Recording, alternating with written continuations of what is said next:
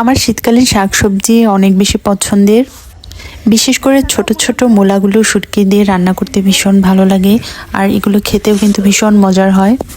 আর এই ছোট সাইজের মূলাগুলো হচ্ছে সার বীজ ছাড়া, আর সেজন্য খেতেও ভীষণ মজা। ছোট মাছ দিয়ে খেতেও অনেক ভালো লাগে, অনেকে সালাদেও খায়, সবভাবে খেতেই কিন্তু মজা হয়।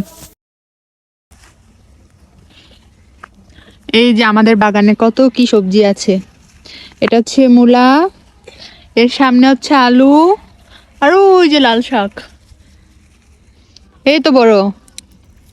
এই মূলাগুলো হচ্ছে একদম সার বিষ ছাড়া ন্যাচারাল ভাবে বড় হয়েছে এগুলো, যদিও অতটা বড় হয়নি, কিন্তু এই সাইজের মূলাগুলো খেতে কিন্তু অনেক বেশি মজা হয়।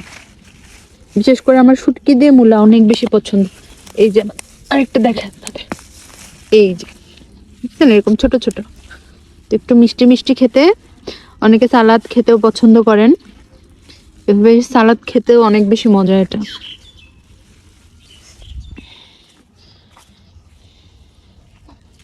দেখো কতগুলো মূলা তুলছি, দেখছো?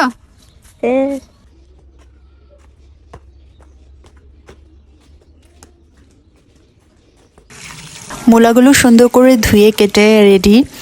এখন আমি রান্না বসাবো। এই যে দেখতে পাচ্ছেন, রান্নাও প্রায় শেষের দিকে। আমার শুটকি দিয়ে মূলা রান্না খুবই পছন্দ।